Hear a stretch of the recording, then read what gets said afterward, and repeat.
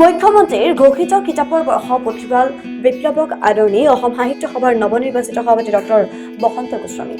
ভাৰতীয় জনতা পাৰ্টি যোৰহাট জিলাৰ যুৱ মৰ্চাৰ উদ্যোগত অন্তৰংগ আলাপ সম্পন্ন।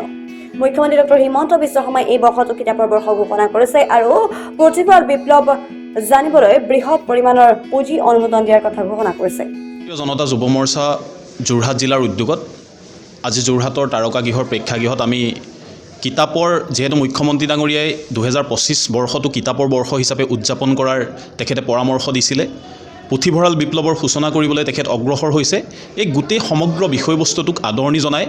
যেহেতু আমি সকলোৱে জানো ইনফৰমেশ্যন প্লাৱনে মহাপ্লাৱনে আচলতে সমগ্ৰ আমাৰ গোটেই জাতিটোকে হওক বা বিশ্বখনতে হওক এটা উটুৱাই নিয়াৰ উপক্ৰম হৈছে। এই সময়ছোৱাত আটাইতকৈ গুৰুত্বপূৰ্ণ কথাটো হ'ল যে কিতাপ পঢ়াৰ এটা আন্দোলন গঢ় দিয়াটো আৰু তাৰ মুখ্যমন্ত্ৰী ডাঙৰীৰ যিটো চিন্তা, সেই চিন্তাটোক আমি একনিষ্ঠভাৱে সন্মান জনাই আজি যোৰহাট জিলাত ভাৰতীয় জনতা যুৱ মৰ্চাই অসম সাহিত্য সভাৰ মাননীয় নৱনিৰ্বাচিত সভাপতি ডক্টৰ বসন্ত কুমাৰ গোস্বামী ছাৰ, আমাৰ অসম মহিলা বিশ্ববিদ্যালয়ৰ মাননীয় উপাচাৰ্য ডাঙৰীয়ানী, যোৰহাট জিলা আয়ুক্ত ডাঙৰীয়াৰ উপস্থিতিত বিভিন্ন গুণীজ্ঞানী ব্যক্তিৰ উপস্থিতিত যোৰহাট তাৰকাগৃহত এই শুভাৰম্ভণি কৰিব বিচাৰিছোঁ।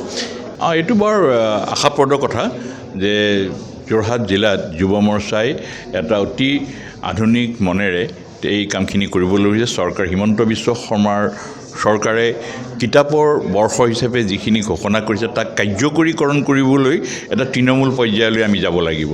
ই অকল আনুষ্ঠানিক সিদ্ধান্তৰ মাজত ই কেতিয়াও কিতাপৰ বৰ্ষ হোৱাটো আমি বিচৰা, চৰকাৰেও বিচৰা নাই আৰু তাক ৰূপায়ণ কৰিবলৈ যুৱকসকলে লোৱা প্ৰচেষ্টাটো অতি আদৰণীয়।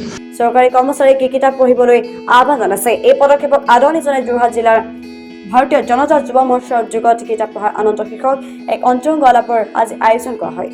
অনুষ্ঠানত অংশগ্ৰহণ কৰে অসম সাহিত্য সভাৰ নৱনিৰ্বাচিত সভাপতি ডক্টৰ বসন্ত কুমাৰ গোস্বামী, অসম মহিলা বিশ্ববিদ্যালয়ৰ উপাচাৰ্য অজন্তা বৰগোহাঁই, ৰাজকোঁৱৰ আদি কেইবাজনো বিশিষ্ট ব্যক্তিয়ে অংশগ্ৰহণ কৰে। মুখ্যমন্ত্ৰী ডক্টৰ হিমন্ত বিশ্ব শৰ্মাই গ্ৰহণ কৰা এই পদক্ষেপক সকলোৱে আদৰণি জনোৱাৰ লগতে এনে চিন্তা পূৰ্বে কোনেও কৰা নাছিল বুলি মন্তব্য কৰে।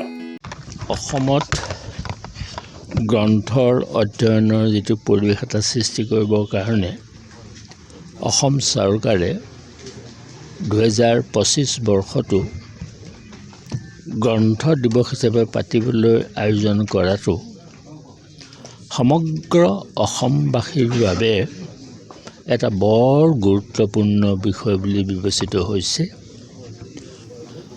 চৰকাৰৰ স্তৰত আজিলৈকে মই জনামতে এনেকৈ এটা বৰ্ষ গ্ৰন্থ দিৱস পাতি অসমত গ্ৰন্থৰ ৰচনা আৰু ছপা আৰু প্ৰকাশ কৰাৰ যিটো পৰিৱেশ সৃষ্টি হ'ব, সেইটোৱে মই ভাবোঁ যে চৰকাৰে এটা মহৎ কাম এটা হাতত লৈছে।